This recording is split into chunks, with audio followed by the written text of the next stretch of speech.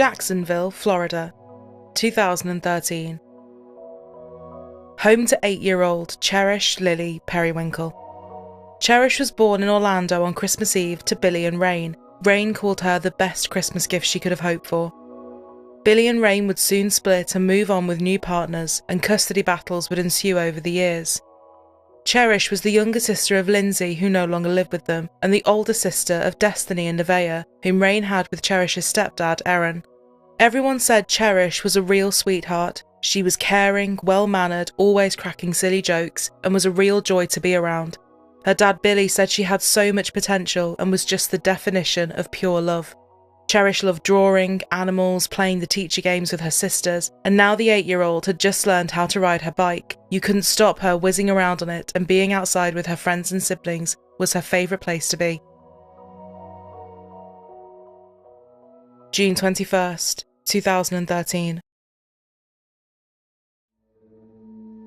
Rain, Cherish, Destiny and Nevaeh all headed to a Dollar General store in Jacksonville to look for some new clothes. Things had definitely been tough lately for the family, and Rain said she was worrying about how she was going to pay. She wanted to get Cherish a new dress, as the next morning Cherish was set to get on a plane to go to her dad in California. Rain spoke to an employee about her stresses before she and her daughters walked back out of the store.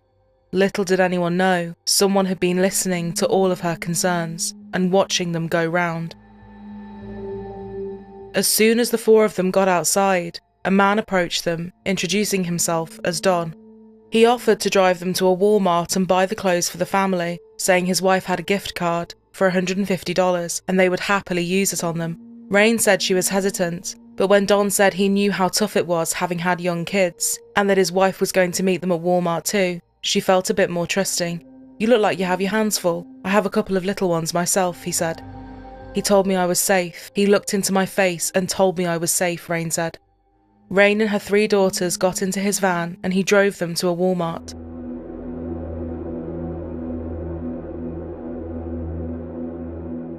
They browsed for a few hours, picking up some pieces of clothing. Rain recalled the only thing he put in his shopping cart was some rope.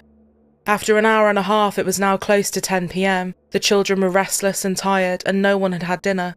Don's wife had also not materialised, so Rain said she wanted to pay and leave. But Don insisted on buying them all some food from McDonald's located inside the Walmart at the front. Rain said Don mouthed, "I'm going to McDonald's, what do you want to eat?"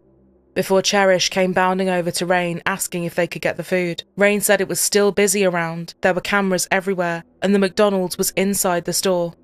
"Cheeseburgers," Rain said to Cherish, and she watched as her daughter skipped off, following Don as he strolled away. Rain, Destiny and Nevaeh carried on wandering around the store for a bit, before Rain started looking around her for Cherish. Don and her daughter seemed to have vanished. Suddenly, an announcement over the tannoy system: Walmart was closing. She then realised that the McDonald's had actually been closed for ages and went into a panic. She pulled out her phone to call the police, but it wasn't working, so she just started running around and screaming for help. "Call 911, my daughter's been taken," she shouted, but for whatever reason, Rain said no one was paying attention. About 40 minutes later, an employee gave her a phone and she called 911.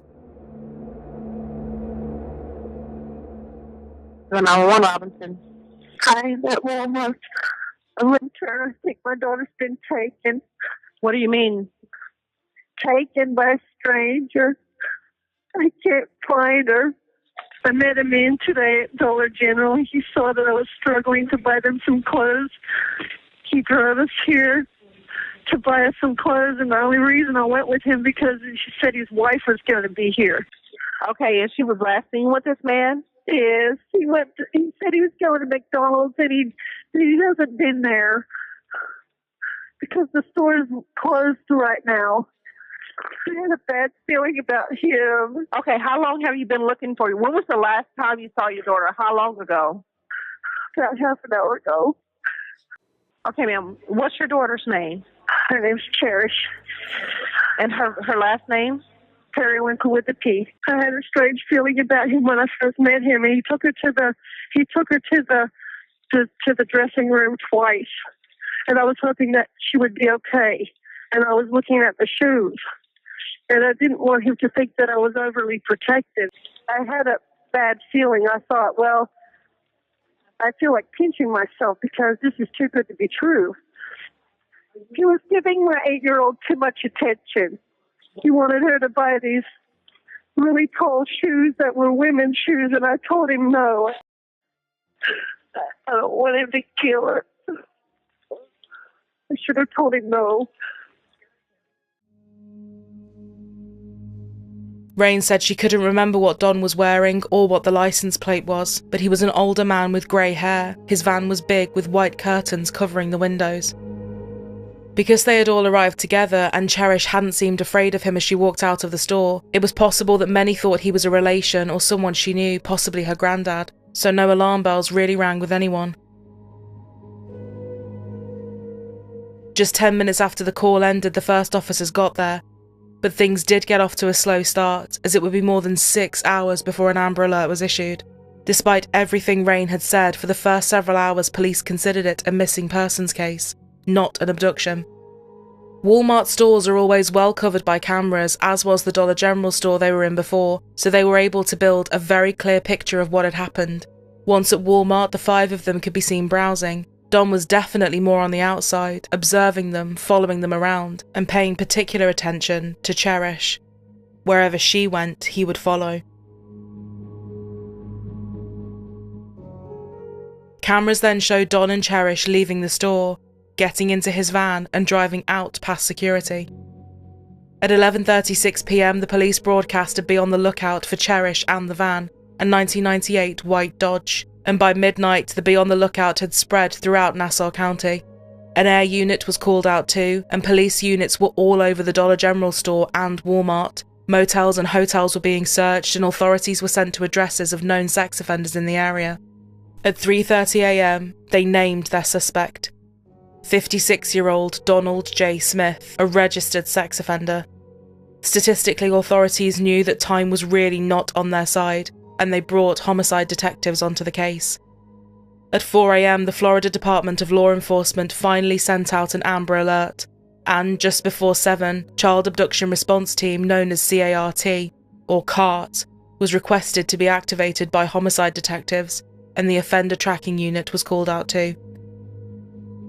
Hi, we're calling about a suspicious van over here, a white van. Thanks to a call from someone watching the news, they were able to track down the van. And how long ago did you see it?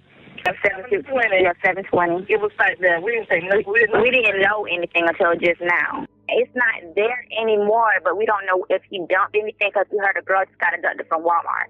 All right, and you said it's now gone? Yes, ma'am. But you think he may have, just in case he might have dumped something? Right, we don't know, but just in case, it looked suspicious because it was all the way to the back. And finally, at 9 a.m, officers caught up with Donald, but Cherish was nowhere to be seen. Driver, step out of the vehicle. Face away from us. Keep your hands in the air.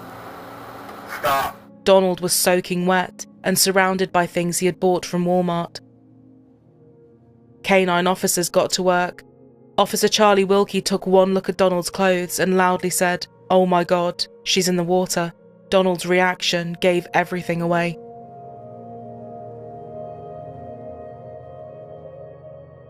Officials say the little girl's body was found in an unnamed church. A sheriff's office spokesperson says Smith was taken into custody Saturday morning after officers surrounded his van. Smith was recently released from jail in late May. He reportedly has several previous arrests dating back to 1977 when he was convicted of assaulting a child under the age of 16. WLTV reports investigators are now transitioning the way they're handling the case from an abduction investigation to a murder investigation. For Newsy, I'm Logan Tittle.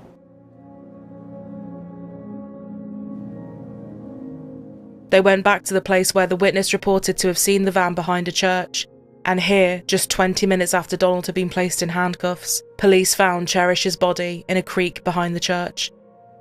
Lying on the ground, her hair was hanging over the edge and floating in the water. The bright flowery dress she had been wearing was near her body. Have a seat. We'll be with you in a little bit. What's your name? Donald Smith. Donald Smith? Yes. Donald was arrested and sat in an interrogation room for an hour by himself, at one point even appearing to fall asleep. When investigators entered the room, they read him his rights and asked him if he wanted to talk, but Donald said no. He had no intention of doing that. If you do answer questions, you have the right to stop answering questions at any time and consult a lawyer. You understand that? This is an investigation of the abduction and murder of a Cherish Perrywinkle. Yeah, 8-year-old female. We'd like to ask you questions about it. You want to talk to us? No. Okay. Charlie Wilkie, a retired canine officer of the Jacksonville Sheriff's Department, said he came face to face with the worst of the worst. He never showed any emotion, arrogance. It was almost like, you caught me, but you didn't stop me. There was not a hint of remorse. His criminal history was extremely disturbing and painted a very clear picture of who he was. He had previous sex crime convictions and arrests, spanning across almost 4 decades, and had been on Florida's Registry of Sexual Offenders since it was created in 2007. Dr. Colino had assessed him and said Donald had started engaging in voyeurism at just 10 years old, and things just escalated from there. Donald said he had been abused himself and had brain abnormalities. Dr. Colino said he has what would be called orbital frontal syndrome, hypersexuality, inability to control inappropriate impulses, poor judgment, recidivism, which means the tendency of a convicted criminal to reoffend. Saying he can't control any impulses, that's too strong. I'm unable to say that, he added. He had been arrested for sexually related crimes in 1977 and 1992, when he was convicted of attempted kidnapping for trying to lure 2 teenage girls into his van, and again in 2009 with various crimes in between. At the time Cherish was kidnapped, he had only been out of jail for 3 weeks, and just a few days beforehand, Donald had met with the police to comply with a state law that requires sex offenders to verify their address once a year. Donald was recommended for civil commitment for sex offenders, meaning he should not be returned to society until considered cured. Just 1% of all sex offenders and predators get this recommendation, and keeping someone in confined treatment after their sentence has run out requires approval from a unanimous jury, but his case seemingly slipped through the cracks. Daniel Monfaldi is the administrator of the Sexually Violent Predator Program for the Department of Children and Families, and said in the statute it says that we're supposed to be looking for that small, extremely dangerous number of predators. As he was about to leave prison in 1999, the state and psychiatrists flagged him as someone likely to reoffend and continue to be dangerous in the future. Donald was sent to a civil commitment facility near Tampa, but for some reason the jury never heard about the state's or psychiatrists' concerns about him, and at the time of Cherish being killed, there were around 650 people undergoing treatment. In 2009, he had been charged with making obscene phone calls to a 10-year-old girl, Christina, and impersonating a social worker with the Florida Department of Children and Families to try and infiltrate her family. He pleaded guilty to misdemeanor charges and served 14 months in jail. Because this wasn't a felony, Donald didn't meet the criteria needed to be re-evaluated. Stephanie, Christina's mother, said, "I wish he was dead. He's sick. They need to electrocute him. 3 weeks after you get out of jail, you've done it again and killed a child." His history with police spanned over 19 pages, and former prosecutor Rick Alexander said, "He looks like he's never stopped. Anybody in law enforcement looks at this rap and knows he's trouble. He's someone we want to put away." He also said he was shocked at how little time he had actually served over the years, considering the crimes. Officer Wilkie said if he got a chance to be out on the street today, he'd be driving by the highway looking for his next victim. He was not going to stop. Cherish's autopsy revealed a horrific set of injuries. She had blunt force trauma to the back of her head. She had been raped, gagged, and strangled so hard she had bled from her eyes. When Rain found out, she collapsed and an ambulance had to be called. Yes, I need to call the rescue. The mom of the baby who just was killed, she needs some emergency assistance right now. Put your hands on the wall and lift your right foot up. Donald was charged with first-degree murder, kidnapping, and sexual battery of a person under 12. The outpouring of love and support for Cherish's family was overwhelming. Hundreds of people attended Cherish's funeral, and it was also televised locally. Almost 2,000 people signed the guest book at her viewing, People that had never met the Perrywinkles stopped by their home with groceries. Everyone wanted to help. For friends and neighbours of Cherish and her family, it was a really dark time.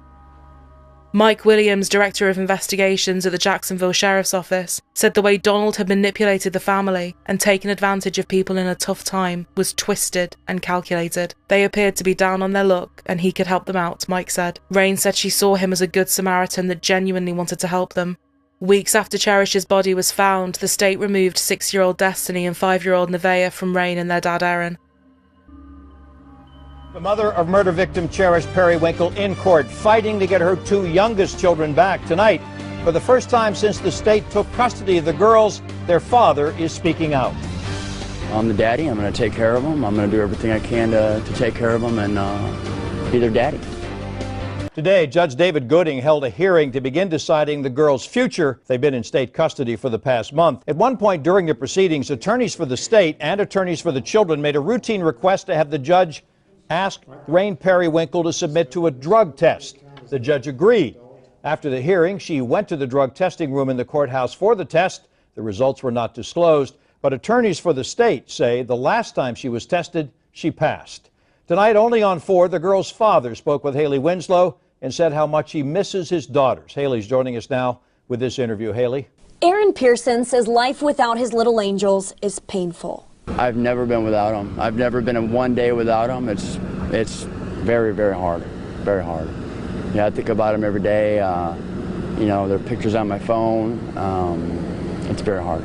But he understands why the state has stepped in. DCF and these agencies, they just want to make sure that we've gotten ourselves together and that we're on the right track to be able to take care of our children. And that's their job, and I'm going to cooperate with whatever they ask me to do. Pearson says the Department of Children and Families has asked him to get a 2-bedroom apartment, and until he can, he'd like his 5- and 6-year-old girls to live with their grandfather. They've known my dad all their life, and they're comfortable with him. And I would like them to be, you know, with him, obviously, until I do what I have to do to get them. And if he's allowed to bring Nevaeh and Destiny home, he promises to share them with Rain Perrywinkle. If I were to get custody of the girls, I would definitely never, ever keep them from their mother. You know, girls have to have their mommy, and I would never keep them from her. He says especially after they lost Cherish, who they'll never be able to get back. I mean, I miss her every day. I think about her every day. Many people started advocating for the children to be adopted. Rain said, regardless what I say, people will have their own assumptions about me anyway. But I choose to talk right now because I realise there are so many people trying to take Destiny and Nevaeh away from me and adopt them out. She briefly lost visitation rights, but these were restored, and she started seeing her daughters every Monday for 2 hours during a supervised visit. She said she would never voluntarily terminate her parental rights, adding, "They are my children. I gave birth to them. I have raised them from day one." Florida's Department of Children and Families used licensed social worker Amy Decker's home as a stopgap for the children, while they hoped to find a more permanent situation. Rain argued that Amy's home wasn't used as a stopgap, instead that her children were invited there, but Amy wouldn't let her take the children back. Amy was also helping manage a Facebook page titled Team Destiny and Nevaeh, which was advocating for them to be adopted. Rain said this felt like a betrayal because Amy was her counsellor and her friend, but Amy replied, "I have provided no clinical services to Rain, and this has been 6 years since I had any contact with Rain or her children. I reached out in a genuine attempt to offer help to her and her children." Other people, including a neighbour who saw the children round a lot, said, "Rain always had those children with her. I don't know her that well, but she is a good mother." Lindsay, Cherish's older sister, who was living in Australia and had not had any contact with her mom for a while, started fighting to adopt Destiny and Nevaeh, but said she hit a brick wall in terms of people helping her. It is undoubtedly a complex situation and family dynamic that is really only known to them. Despite Donald being very quiet with the police, in jail, he could not stop talking.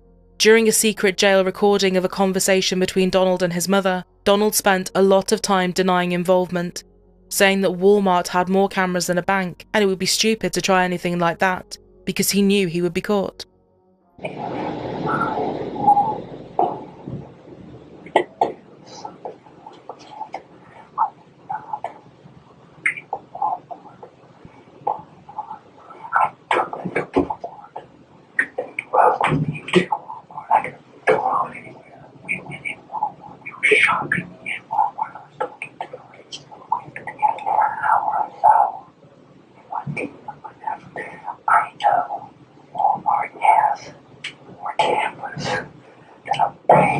You crazy.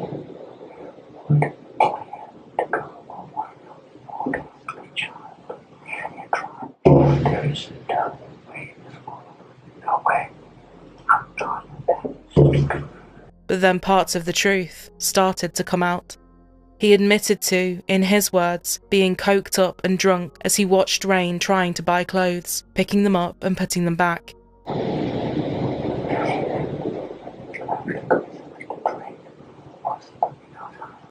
So I went outside, smoking a little bit, and she came out. I'm going to Walmart. If you want, you go to Walmart. If you like Walmart, you can take out a dress. She goes, well, I don't know. She says, Joe, I don't want to talk to strangers, and I understand. So I told her, you can get a dress, a pair of shoes for your kid. The kid was going to California the next morning.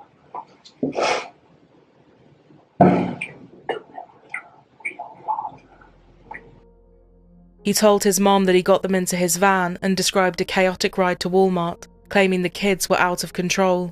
Rain was hitting them, and Rain told him about Cherish going to California the next day because of a court order. Here's why. Because but I'm noticing my mother's kind of digging. So anyway, we go to Walmart. Kids are going crazy. Panic. She's hitting the kids, and the kids were in the store for 5 minutes. Donald claimed when they got to the store after about 5 minutes he wanted to get away from them all. Something that was clear from looking over the cameras was not true. He said he then left them to go and get food because Walmart was closing, but Cherish wouldn't stop following him, despite him telling her to go back to Rain. He said she was attached to him, and he was afraid of her when she started trying to get inside his van. You know, God, I'm not going to get away from these people because now they want to ride home. I want to ride home.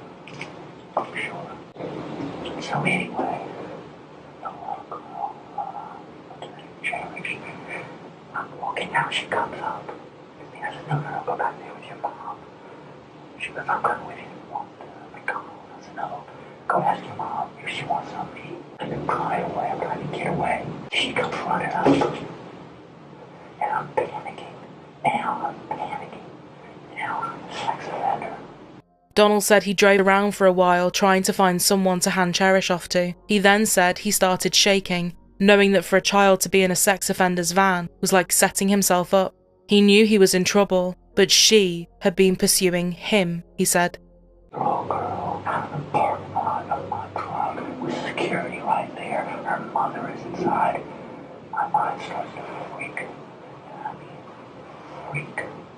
I'm shaking because now this is kidnapping. You know, shit, I'm afraid of this girl. I'm panicking. And I'm thinking, okay, I'm gonna start my van and pull up to the door. And I'm thinking, holy shit, I don't know what to do. In my mind, it just went boom. He never admitted to assaulting her, saying he wasn't attracted to young children. I don't view children as sexual objects. I don't view them as sexual objects or sexual partners. All I know is that I snapped.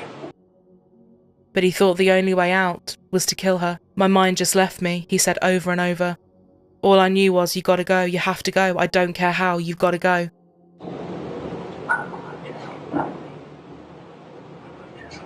All I knew was, you gotta go. You have to go.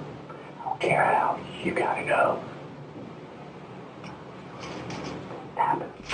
Could it have happened the way they said? Yes, it could have. It could have. I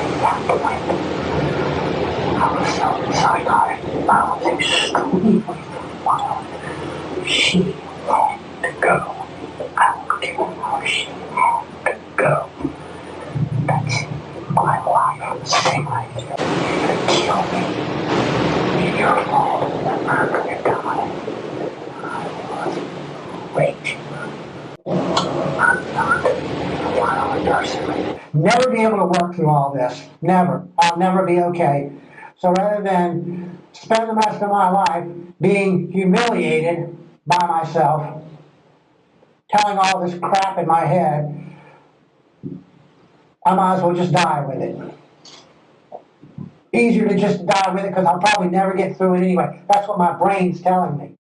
I need a very simple book. At one point, he started talking about his defence, saying his only way out was to go down a mental health and competency route. He asked his mom to buy him a book of psychiatric disorders. In 2 more vile recorded conversations with other inmates, Donald could be overheard discussing young girls. Man, when you look at this girl, you're like, whoa. You know how old they are? About 12, 13. You can see the wine glass on her. That's right in my alley, right there. That's my target area right there. That's what I go after. Well, you have fun with that one. Yeah, I like to run into her at Walmart. Donald pleaded not guilty and his defence team filed a motion to change venue, saying that the widespread media coverage had painted Donald as a monster who was guilty beyond doubt. This was denied. The next few years came and went with more delays to his trial as they tried to iron out issues when it came to Florida's death penalty law.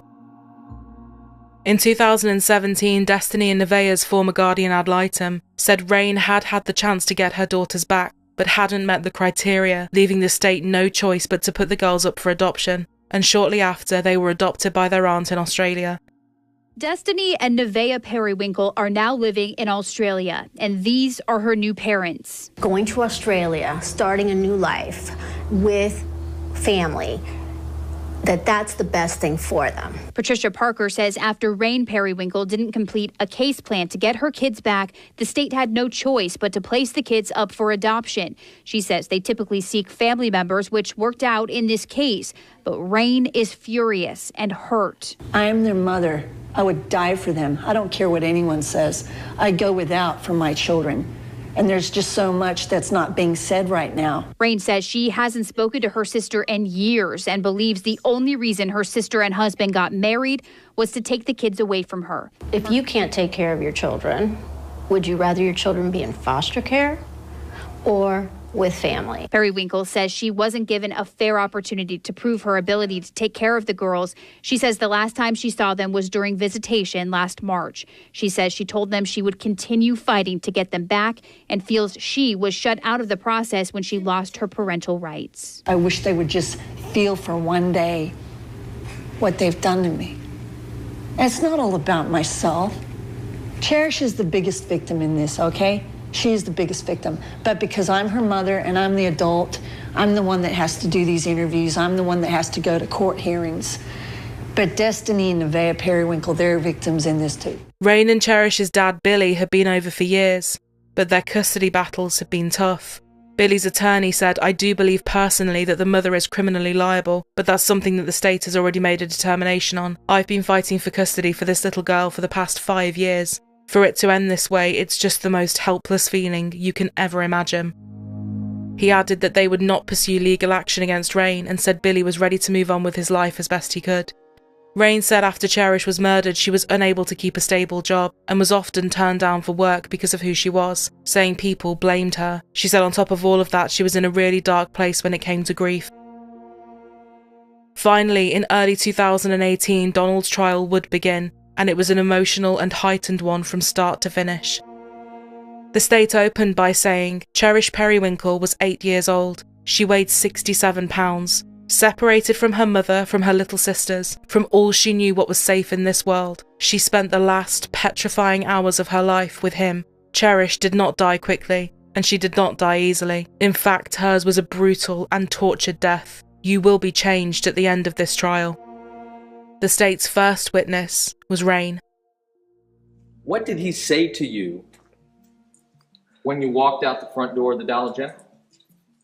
If you really want that dress, I'll get it for you. He got snappy with me because I wouldn't get in the van. I quickened my pace and I looked through every aisle at the register. There was no one there. Could you find Cherish?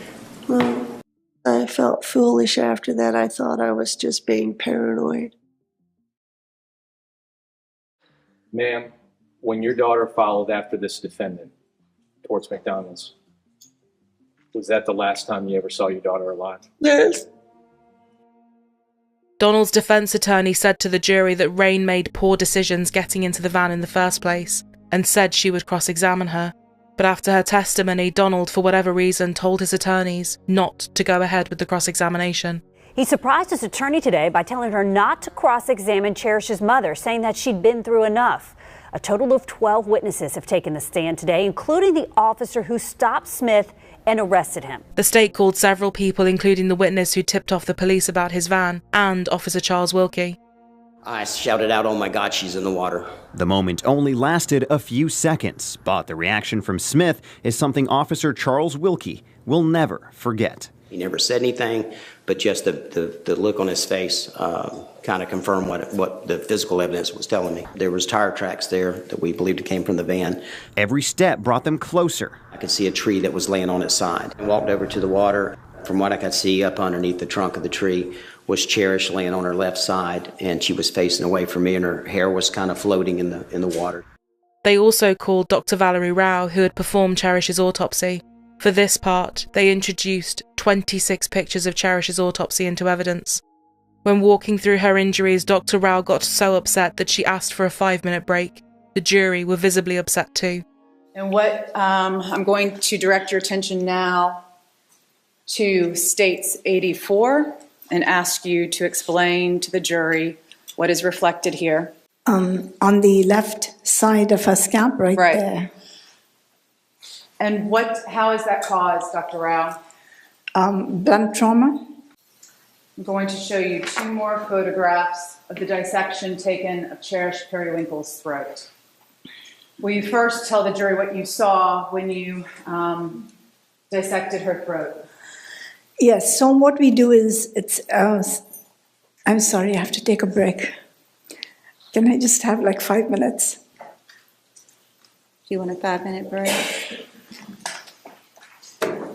I think we'll all take a break for 10 minutes. Thank you. Donald's defense team called no witnesses and did not give a closing argument either.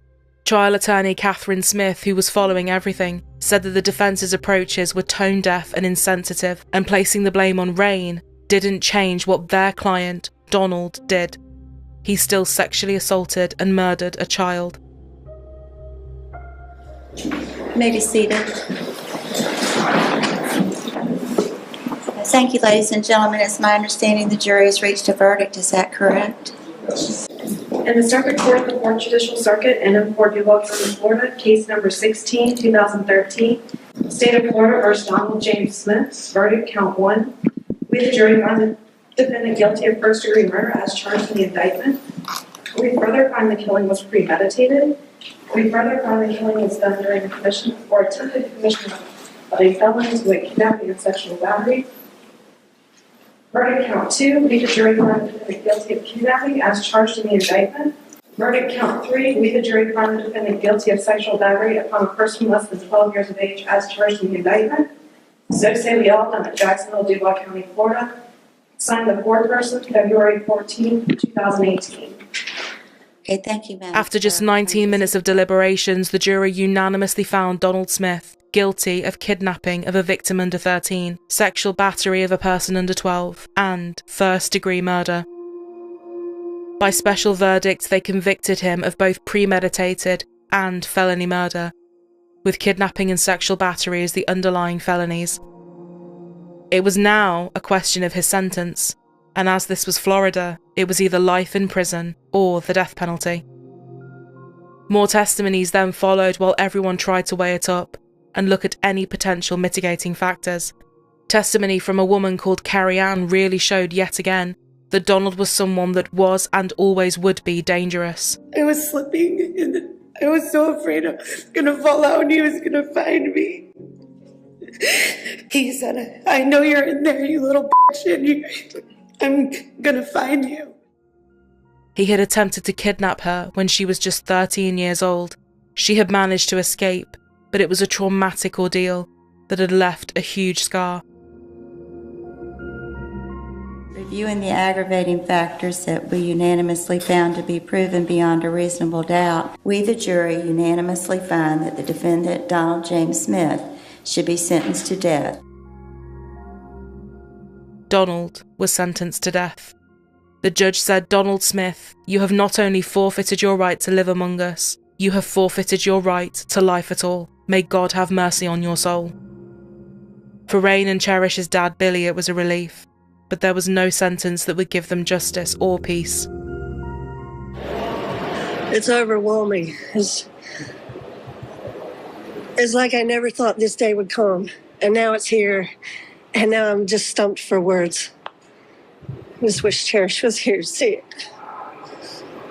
I want to strengthen laws keeping predators locked up where they should be, so they don't have the chance to keep getting out, to murder children, to lure parents such as myself that were naive that day, that I wasn't thinking straight. I had 3 little children. I was by myself.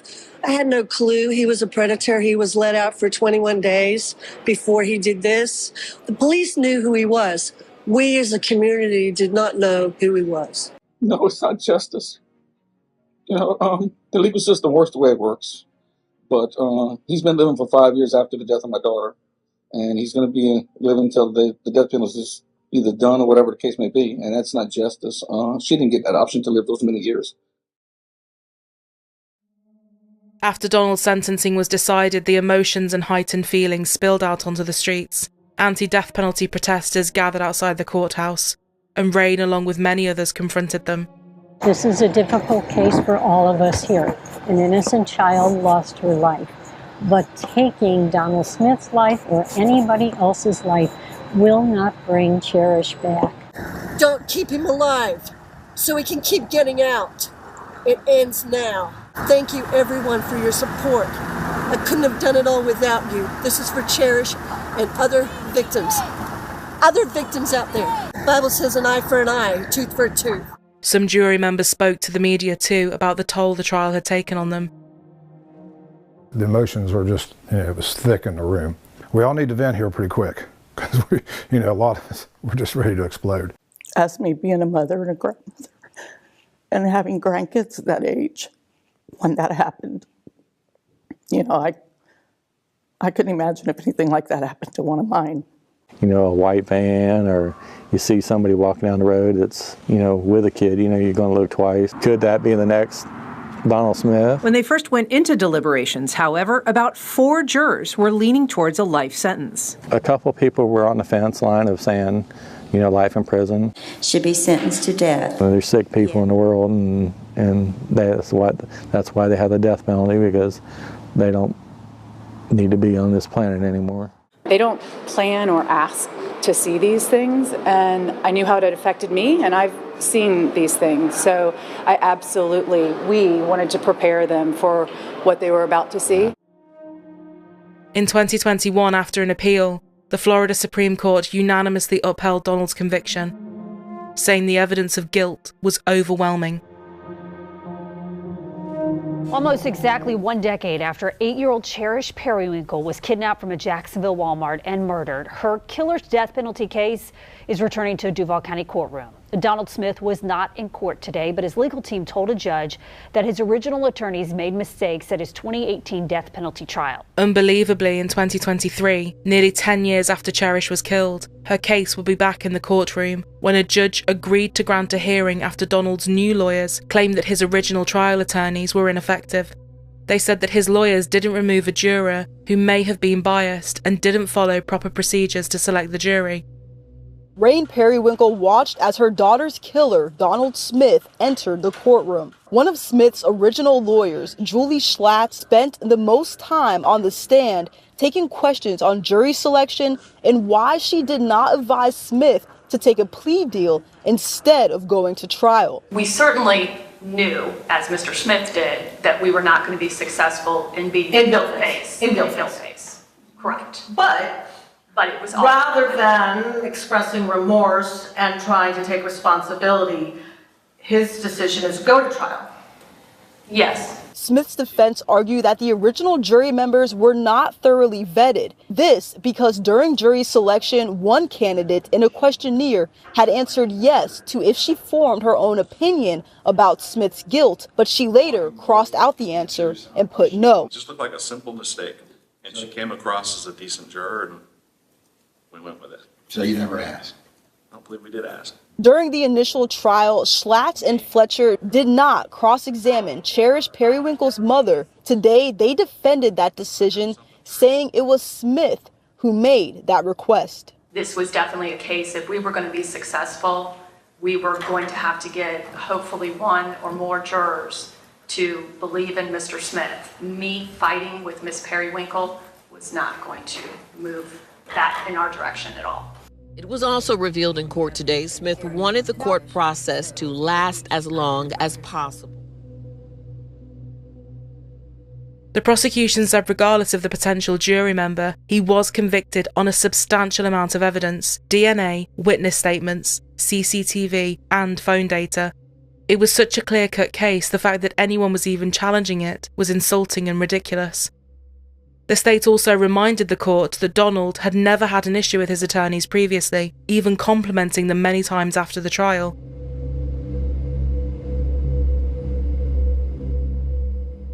In May 2024, thankfully a judge denied him a new trial.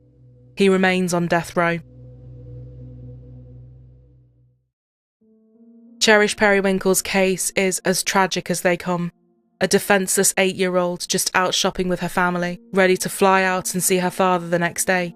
One can only imagine the fear she must have felt when she realised she was in the van of someone that was not there to help her family. He was actually a monster. If her mom felt she could trust him, then Cherish clearly did too. This part of the case is definitely complicated to unpack and understand, and people are conflicted. Many say that mistakes were made that night and Rain's guard should have been way further up. Others say Donald saw an opportunity to take advantage of a family in a tough situation that needed help.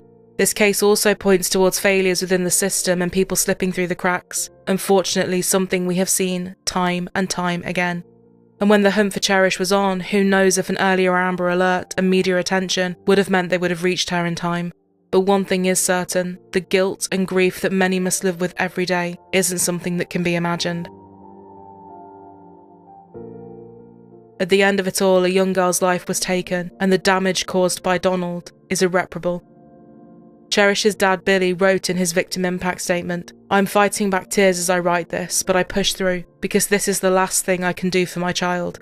I never really believed in angels until Cherish came into my life, and I never really believed in monsters. I do now. And the little time that I had with her on this earth was precious to me. I remember getting up that morning and being so excited that I was going to pick up my daughter from the airport. I couldn't wait to give my little girl a big hug.